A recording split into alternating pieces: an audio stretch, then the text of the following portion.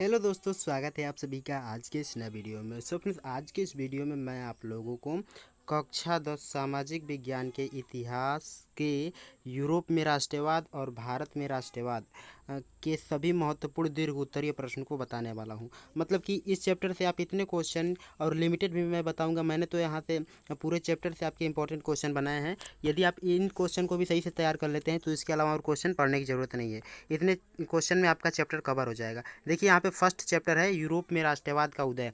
इसमें कौन कौन से इंपॉर्टेंट क्वेश्चन है मैं आपको इस वीडियो में दिखाने वाला हूँ। देखिए, यहाँ पे फर्स्ट है जर्मनी के एकीकरण की प्रक्रिया का विस्तार पूर्वक समझाइए। जो जर्मनी के एकीकरण की प्रक्रिया थी उसको विस्तार पूर्वक समझाना है। मतलब इस क्वेश्चन को तो आप 100% मैं बोलूँगा कि इसको तैयार कर लीजिए। ये तो एक क्वेश्चन पूछा ही पूछा जाता है, जर्मनी का एकीकरण या इटली का एकीकरण। तो इन दोनों क्वेश्चन को आप 100% अभी से तैयार कर लीजिए। ये क्वेश्चन हमेशा आपके एग्जाम में पूछे जाते हैं। आप पेपर पैटर्न भी देख लीजिएगा, या जिस दिन मैं मॉडल पेपर अपलोड करूँगा उस दिन भी आप देख सकते हैं कि ये दोनों क्वेश्चन पूछे ही पूछे जाते हैं। ठीक है, तो ये दो क्वेश्चन हो गए। अब यहाँ पे थर्ड वाला क्वेश्चन देखिए थर्ड वाला क्वेश्चन दिया गया है, फ्रांस की क्रांति का विश्व पर क्या प्रभाव पड़ा। लिखिए, जो फ्रांस की क्रांति हुई थी उसका विश्व पर क्या प्रभाव पड़ा था, ये भी इंपॉर्टेंट क्वेश्चन है। और यहाँ पे फोर्थ वाला क्वेश्चन दिया गया है, राष्ट्रवादी भावनाओं का उदय किस प्रकार से हुआ। जो राष्ट्रवादी भावनाएं थी उनका उदय किस प्रकार से हुआ। ये सभी इंपॉर्टेंट क्वेश्चन है, लेकिन यहाँ पे आप इनको बोल सकते हैं कि ये उतना इंपॉर्टेंट नहीं है जिसका जितना कि फर्स्ट और सेकंड वाला था। ठीक है, तो ये सभी इंपॉर्टेंट क्वेश्चन आप लोग एक एक नोट भी कर लीजिए, वीडियो को रोक के, या स्क्रीनशॉट भी ले सकते हैं। देखिए, पांचवा क्वेश्चन दिया गया है, राष्ट्र राज्य के उदय पर संक्षिप्त टिप्पणी लिखिए। ये भी इंपॉर्टेंट है। जो राष्ट्र राज्य का उदय था उस पर संक्षिप्त टिप्पणी लिखना है। ये भी इंपॉर्टेंट क्वेश्चन है। देखिए, क्वेश्चन नंबर 6 में दिया गया है, उदारवादी राष्ट्रवाद का अर्थ बताइए तथा इसके प्रमुख विशेषता का उल्लेख कीजिए। जो उदारवादी राष्ट्रवाद है उसकी प्रमुख विशेषता का वर्णन करना है और उसका अर्थ लिखना है। ठीक है, तो इंपॉर्टेंट क्वेश्चन आप सभी को नोट कर लीजिए। देखिए, यहाँ पे 7th में दिया गया है कि यूरोप में राष्ट्रवाद का उदय के लिए कौन सा महत्वपूर्ण कारण था। जो यूरोप में राष्ट्रवाद हुआ उसके उदय का सबसे महत्वपूर्ण कारण क्या था। तो जो फ्रांस की क्रांति हुई थी, सेम यही कारण तो उसका महत्वपूर्ण था। अब फ्रांस की क्रांति के बारे में आप लोग लिख देंगे, बस क्वेश्चन का आंसर कंप्लीट हो गया। और 8 में दिया गया, जर्मनी के एकीकरण में ऑटो वन बिस्मार्क का क्या योगदान था। तो देखिए, जर्मनी का जो एकीकरण हुआ था उसमें टोटली योगदान ऑटो वन बिस्मार्क का ही था। इसे इन्हें बोला जाता है जर्मनी के एकीकरण की जनक बोला जाता है, एकीकरण की प्रक्रिया का जनक बोला जाता है। तो जब आप जर्मनी का एकीकरण लिखेंगे तो उसमें इनका योगदान जरूर लिखेंगे। ठीक है, तो इनके बारे में पढ़ लीजिएगा। और जर्मनी का एकीकरण किस प्रकार से हुआ था वो मैंने सेकंड क्वेश्चन में बताया है। अब देखिए, क्वेश्चन नंबर 9 में दिया गया, इसके 9th क्वेश्चन इंपॉर्टेंट है, यूरोप में संस्कृति के माध्यम से राष्ट्रवाद का विकास किस प्रकार से हुआ।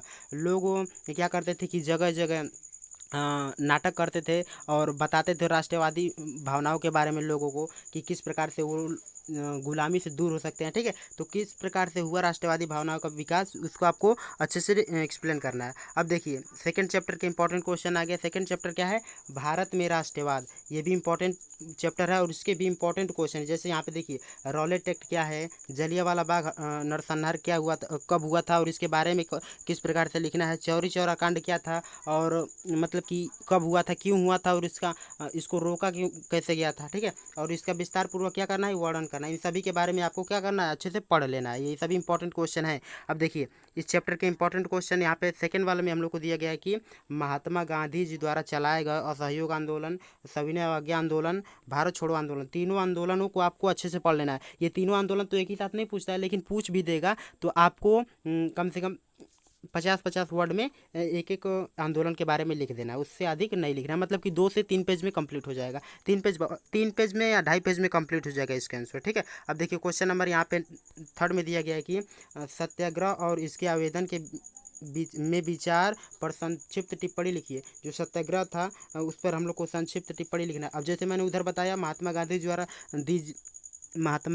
जी द्वारा चलाए गए आंदोलन कौन कौन से थे, तो असहयोग आंदोलन। देखिए, असहयोग आंदोलन क्यों प्रारंभ हुआ, इसके मुख्य कारण। तो जब असहयोग आंदोलन के बारे में आप पढ़ेंगे तब उसके ये भी तो जान जाएंगे कि वो क्यों प्रारंभ हुआ था और उसको प्रारंभ किस लिए किया गया था और उसके साथ साथ उसे बंद क्यों किया गया। तो जब आंदोलनों के बारे में पढ़ेंगे तो आपको सब पता चल जाएगा। देखिए, 5 में दिया गया है, ग्रामीण और शहरी क्षेत्र में असहयोग आंदोलन की स्थिति क्या थी। जब आप पढ़ेंगे इनके बारे में तो आपको सब पता चल जाएगा, इसीलिए सभी क्वेश्चन को नोट कर लीजिए। अब यहाँ पे दिया गया, महात्मा गांधी जी द्वारा चलाए गए 3 आंदोलन का वर्णन कीजिए। जैसे कि ऊपर भी मैंने क्वेश्चन में बताया था कि सविनय अवज्ञा आंदोलन, असहयोग आंदोलन और भारत छोड़ो आंदोलन इनके द्वारा चलाए गए प्रमुख आंदोलन थे। इन्हीं के बारे में क्या करना है, वर्णन करना है। नेक्स्ट क्वेश्चन, क्वेश्चन नंबर 7 में दिया गया है कि सत्याग्रह के विचार का क्या मतलब है, जो सत्याग्रह का विचार है इसका क्या मतलब होता है, इसको लिख लेना। असहयोग आंदोलन क्यों स्थगित किया गया, ये भी इंपॉर्टेंट है। असहयोग आंदोलन के बारे में आप तो पूरा रट जाइए। जो चौरी चौरा कांड हुआ था, जलियांवाला बाग हत्याकांड हुआ था, ये सभी को आप अच्छे से याद कर लीजिए। देखिए गांधी जी द्वारा नमक कानून क्यों का वर्णन कीजिए। जो गांधी जी नमक कानून चलाए थे, तो नमक कानून कब प्रारंभ हुआ था, जब सविनय अवज्ञा आंदोलन शुरू हुआ था, तो उसी टाइम नमक कानून प्रारंभ हुआ था। जब आप सविनय अवज्ञा आंदोलन के बारे में पढ़ेंगे तो नमक कानून के बारे में पक्का पढ़ेंगे, इसीलिए इन सभी क्वेश्चंस को अच्छे से पढ़ लीजिए। अब देखिए क्वेश्चन नंबर 10 में दिया गया है, भारत में राष्ट्रवाद के उदय का क्या कारण है, विस्तार पूर्वक वर्णन कीजिए, विस्तार पूर्वक समझाइए। भारत में राष्ट्रवाद किस प्रकार से उदित हुआ, मतलब कि क्या क्या कारण था कि जिससे भारत में राष्ट्रवादी भावना का विकास हुआ था। देखिए आज के इस क्वेश्चन में मैंने जितने भी इंपॉर्टेंट क्वेश्चन बताए हैं, यदि आप केवल इन्हीं क्वेश्चन को तैयार कर लेते हैं तो आपके फर्स्ट चैप्टर में और सेकंड चैप्टर से मिनिमम 10 से 15 नंबर के क्वेश्चन बनते हैं एमसीक्यू के साथ।